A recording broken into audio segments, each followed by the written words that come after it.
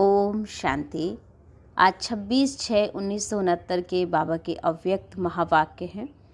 आज का टाइटल है शिक्षा देने का स्वरूप, अपने स्वरूप से शिक्षा देना है। जो भी बच्चों को शिक्षा देनी है वो खुद करना है पहले, और जब आप खुद करेंगे तो औरों को भी सिखाना सहज होगा। आपको अपने स्वरूप को ऐसा बनाना है जैसे कि ब्रह्मा बाबा ने बनाया। बाबा ने करता था वही बच्चों फॉलो कर कर बाप समान बन गए। तो हमें भी अगर बाबा जैसा बनना है तो चाहे वो टीचर का रूप हो, चाहे गुरु का रूप है शिव बाबा का, उनकी सभी शिक्षाओं को अमल में लाना है। आज बाबा ने खास हमें सहन शक्ति और परखने की शक्ति पर भी ध्यान खिंचवाया है कि हम जितने ज़्यादा सहनशील बनेंगे उतनी निर्णय शक्ति, परखने की शक्ति हमारी बढ़ती जाएंगी। और साथ साथ बाबा ने आज हमें ब्रह्मा बाबा के रिवाइज कोर्स के बारे में भी क्लियर किया कि बाबा ने यही तन क्यों लिया है, क्यों रिवाइज कोर्स करा रहे हैं। तो ये सारी गहराई को समझने के लिए हम पूरी वाणी को ध्यान से सुनेंगे। तो आपने देखा कि बाप किसको देख रहे हैं, बाबा को देख रहे ना। आज मुरली में क्या सुना था, आप सभी किसको याद करते हो? बाप, टीचर, सतगुरु को ना। तो बाप दादा भी सिर्फ बच्चों को नहीं देखते, लेकिन तीनों संबंधों से, तीनों रूप से देखते हैं। बच्चे तो सभी हैं, लेकिन टीचर रूप में क्या देखते हैं? नंबरवार स्टूडेंट को देखते हैं बाबा। और गुरु रूप से किसको देखते होंगे मालूम है?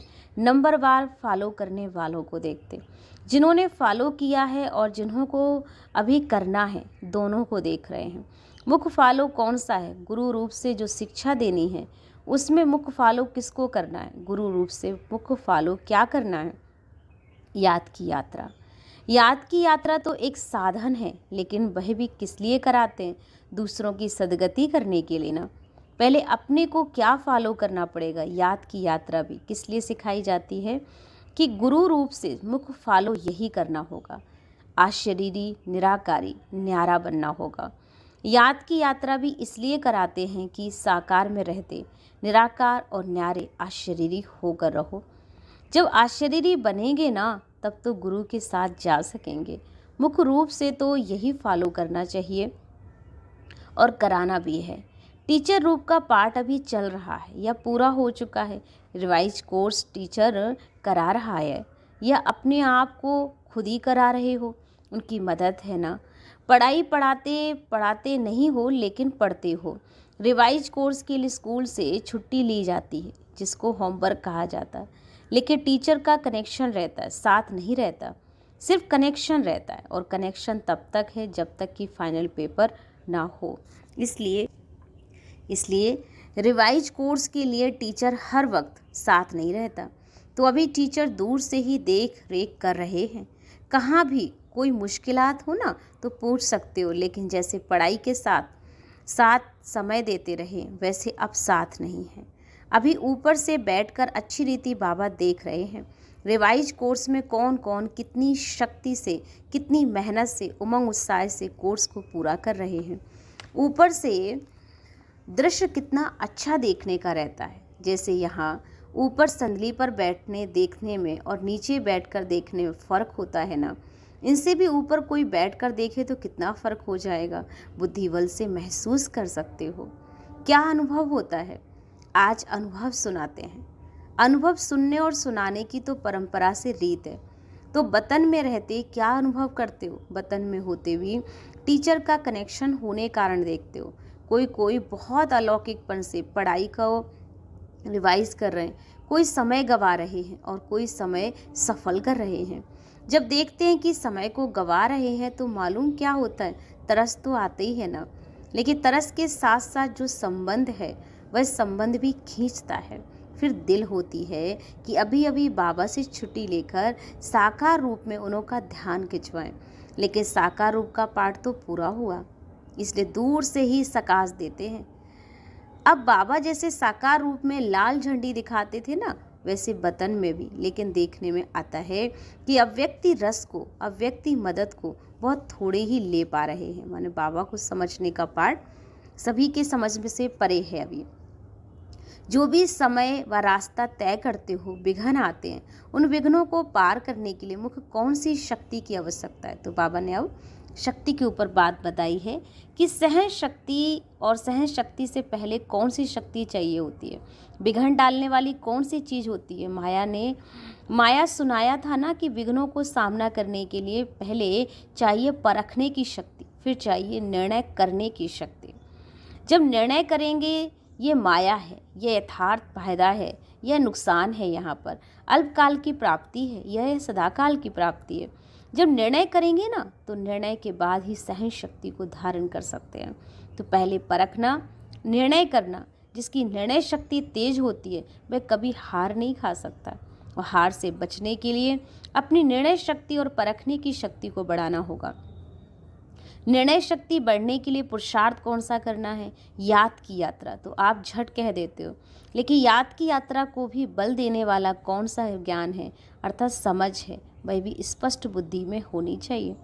टोटल तो रखा, लेकिन टोटल में कहाँ कहाँ फिर टोटा माने घाटा भी पड़ जाता है। स्कूल में कई बच्चे एक दो को देखकर टोटल तो निकाल लेते हैं, लेकिन जब मास्टर पूछता है टोटल कैसे किया आपने, तो मूंझ जाते हैं।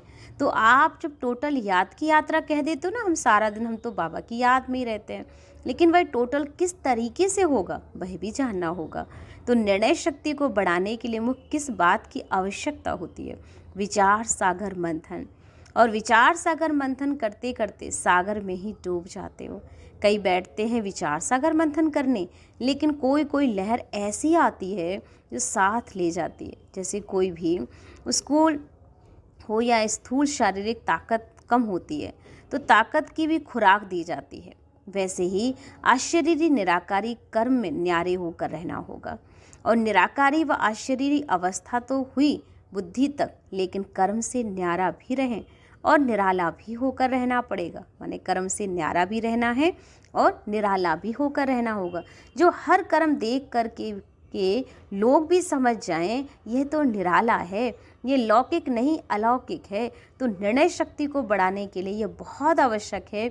जितना इन बातों को धारण करेंगे उतना ही अपने विघ्नों को मिटा सकेंगे। तो बाबा ने कहा निराकारी और आकारी, कभी निराकारी स्वरूप में आ जाओ, कभी न्यारे स्वरूप में आ जाओ, एकदम बिल्कुल न्यारे प्यारे हो जाओ। साकार में रहते भी न्यारे बनकर रहो, तभी आप निराला रूप दिखाएंगे। और जो निराला होगा ना वो सबको प्यारा होगा। और सृष्टि पर आने वाले जो विघ्न है ना उन्हों से आप बच जाएंगे। शिक्षा तो बहुत मिलती है, लेकिन अब क्या करना होगा? शिक्षा स्वरूप भी बनना पड़ेगा। शिक्षा और अपना स्वरूप अलग नहीं होना चाहिए। आपका स्वरूप ही शिक्षा होना चाहिए, माने शिक्षा देना होना चाहिए। स्वरूप से शिक्षा दी जाती है। कई बातों में वाणी से शिक्षा नहीं देते हैं, लेकिन बाबा ने कहा बन करके अपने स्वरूप से शिक्षा देते हैं। शिक्षा तो बहुत मिल गई, कोर्स तो पूरा बहुत हो गया, लेकिन एक प्रश्न पूछा था कि अब जो बाप दादा अन्न तन में आते हैं तो जैसे साकार रूप में मुरली चलाते थे वैसे ही क्यों नहीं चलाते? क्या वैसे ही मुरली नहीं चल रह सकती? क्यों भाषा बदली बाबा ने, क्यों तरीका बदल दिया? ऐसे प्रश्न बच्चों के बहुत सारे उठते रहते हैं कि बाबा अब क्यों नहीं तन दूसरा ले सकते थे, बाबा ने क्यों ये तरीका बदल दिया? जबकि तुम भाषण कर सकते हो तो बाप दादा को कोई भी तन द्वारा मुरली चलाना तो मुश्किल है नहीं ना, लेकिन क्यों नहीं चलाते हैं? दो चार ने अपने विचार तो सुना दिए। जिस तन द्वारा पढ़ाने का पाठ था वह पढ़ाई का कोर्स अब पूरा हो गया है, तो अब फिर पढ़ाई पढ़ाने लिए नहीं आना है बाबा को। वह कोर्स था उसी तन द्वारा ही पूरा हो चुका। अभी तो आते हैं मिलने के लिए, बहलाने के लिए ही बाबा ने ये दादी का तन लिया हुआ है। तो मुख्य बात कौन सी है? जैसे अशरीरी कर्मातीत बन करके क्या किया बच्चों ने? 1 सेकंड में पंछी बनकर उड़ गया। साकार शरीर से 1 सेकंड में नहीं उड़े ना, तो अब पढ़ाई पूरी हुई, बाकी एक कार्य रहा हुआ है साथ ले जाने का। इसलिए अब सिर्फ मिलने, अव्यक्त शिक्षाओं से बहलाने और उड़ाने के लिए बाबा आया है। पढ़ाई के पॉइंट्स, पढ़ाई का रूप अब नहीं चल सकता। अभी कोर्स रिवाइज हो रहा है, लेकिन कितने समय में रिवाइज करेंगे? कितने तक कोर्स पूरा हुआ है? अभी यह सभी को निर्णय करना है कहाँ तक रिवाइज कोर्स किया है, कितना समय अब चाहिए। साकार तन के हर कर्म, हर स्थिति से अपने को भेंट करना है। ये लक्ष्य रखते हैं ना, अपने को देखो, फिर पता पड़ेगा कहाँ तक है। लक्ष्य तो बता दिया, कैसे अपने को परखना है और उत्तर देना है। दूसरा यह प्रश्न है कि होमवर्क तो तुम्हारा चल ही रहा था, उसमें विशेष ध्यान खिंचवाना है। यह जो पाठ भावी प्रमाण हुआ है उस साकार तन को अव्यक्त क्यों बनाया, उसके भी कई गुह रहस्य थे। इसकी गहराई में जाना, सागर की लहरों में नहाने नहीं लग जाना, लेकिन सागर के तले में जाना। फिर जो रतन मिले ना ले आना, यह सोचना इनका गुह रहस्य ड्रामा में क्यों नुदा हुआ है। ऊपर कोई गुह रहस्य है, बिना रहस्य के तो कोई चलन बाबा ने कहा हो ही नहीं सकती है। अच्छा अब टाइम हो गया ना, बाबा ने इतनी सारी बातें सुनाई। फिर बाबा ने कहा बच्चे अब समय हो गया है, आपको आज के लिए इतना सारा जो वर्क दिया, तो हमें एक बात तो समझ में अच्छी तरह से आ ही गई है कि जितना हम निराकारी स्वरूप में और न्यारे बनकर रहेंगे उतने हम निराले हो जाएंगे।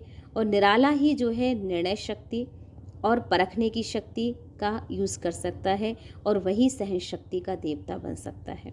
तो इन बातों पर हम पूरा दिन अटेंशन रखेंगे कि हमें बाप समान बनना है,